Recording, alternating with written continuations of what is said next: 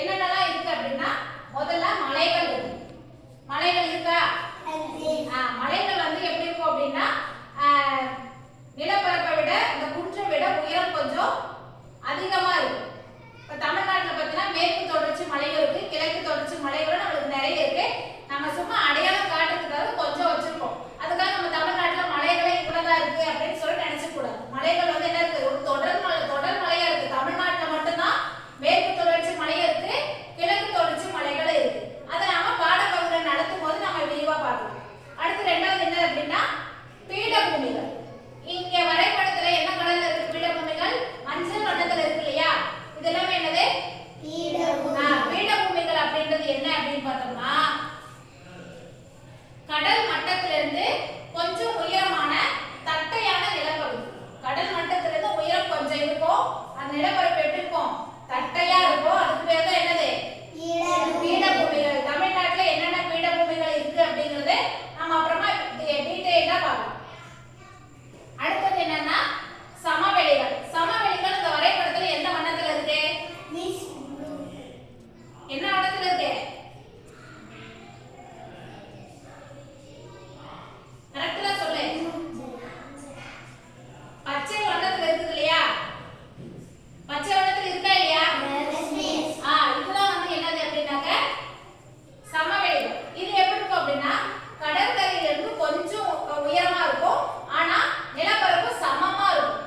இப்ப மலை மாதிரி மேலே கீழே அப்படிலாம் இருக்காது. சமவெளிகள் நிலப்பரப்பு எப்படி இருக்கும்? ஒரே சமமா இருக்கும். இந்த சமவெளிய நாம ரெண்டு வகை இருக்கு. என்னன்னு பார்த்தோம்னா முதல்ல ஆற்று சமவெளிகள், ரெண்டாவது கடற்கரை சமவெளிகள்.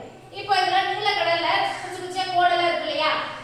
இதெல்லாம் என்னதுன்னா நம்ம தமிழ்நாட்டுல பாயக்கூடிய ஆறுகள்.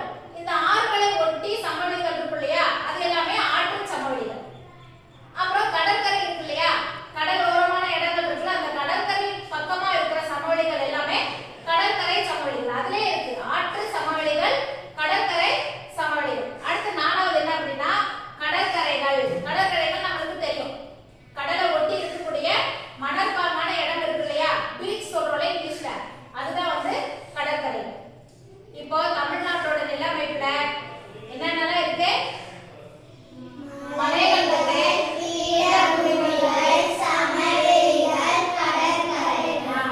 சமவெளியில ரெண்டு வகை இருக்கு. அடுத்து நம்ம தமிழக அந்த வரைபடத்தை சுத்தி இங்க நீல வண்ணம் போட்டிருக்கோமா? இந்த நீல வண்ணம் வந்து எதை குறிக்கும் அப்படின்னாக்க தண்ணீர், நீர் இருக்கு இல்லையா? அந்த நீர் எங்கெல்லாம் இருக்கோ அங்கெல்லாம் வந்து நம்ம நீல வண்ணம் இருக்கும். இப்ப இல்ல, நீங்க பெரிய கிளாஸ் போனா கூட நீங்க மேப் டிராயிங் புக் எல்லாம் யூஸ் பண்ணுவீங்க. அப்ப எப்ப எல்லா இடத்துலயுமே உங்களுக்கு மேப் இப்படிதான் இருக்கும். பச்சை வண்ணம் எதை குறிக்கும் அப்படின்னா சமவெளி குறிக்கும். பழுப்பு வண்ணம் வந்து எதை குறிக்கும் அப்படின்னா மலையை குறிக்கும். மஞ்சள் வண்ணம் எதை குறிக்கும் அப்படின்னா பீடபூமிகளை குறிக்கும். இந்த நீல வண்ணம் எங்க இருந்தாலுமே நீல வண்ணம் எதை குறிக்கும்? நீர். அது ஆறா இருக்கலாம், ஏரியா இருக்கலாம், கடலா இருக்கலாம். இப்போ நம்ம தமிழ்நாட்டை சுத்தி என்ன இருக்கு அப்படின்னா கடல் இருக்கு. மூணு பக்கமும் கடல் இருக்கு. இந்த பக்கம் தான் என்ன இருக்கு? மற்ற மாநிலங்கள் இருக்கு. இப்போ அந்த பக்கம் என்ன கடல் இருக்கு? வங்காள விரிகுடா கடல் இருக்கு. இந்த பக்கம் இந்திய பெருங்கடல் இருக்குது. இந்த பக்கம் என்ன இருக்குன்னா அரபிக் கடல் இருக்கு. இப்போ இதனாலதான் நம்ம என்ன பண்றோம்? இங்க நீல வண்ணம் போடுறோம். புரியுதா? எங்க போனாலுமே நீ அடுத்த கிளாஸ் நீங்க மேல போகும்போது உங்களுக்கு வரைபடத்துல இந்த வண்ணங்கள்லாம் இருக்கும். புரியுதா? இப்போ நம்ம போர்டுல பார்த்தோம்னா இதுதான் வந்து என்னது அப்படின்னா நம்ம தமிழ்நாட்டுல இருக்கிற மாவட்டங்கள். ஒவ்வொரு மாவட்டமும் இங்க என்ன இருக்கு? பிரிச்சு கொடுத்துருக்காங்க. நீங்க அப்புறமா என்ன பண்ற? இப்போ ஒவ்வொரு மாவட்டத்தையும் பார்த்து அந்த மாவட்டத்துல நில அமைப்பு எப்படி இருக்கும் அப்படின்றத நம்ம பார்த்து தெரிஞ்சுக்கலாம். நம்மளுடைய மாவட்டம் எது? தர்மபுரி. நம்ம மாவட்டம் எங்க இருக்கு அப்படின்னா இங்க இருக்கு.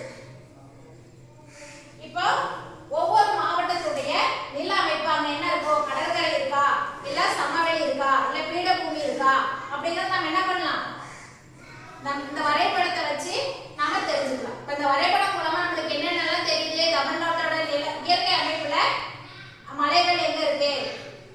தமிழ்நாட்டுல என்னென்ன மலைத்தொடர்கள் இருக்கு? மேற்கு தொடர்ச்சி மலை இருக்கு, அப்புறம் கிழக்கு தொடர்ச்சி மலைத்தொடர் இருக்கு. ரெண்டுமே தமிழ்நாட்டுல மட்டும்தான் இருக்கு.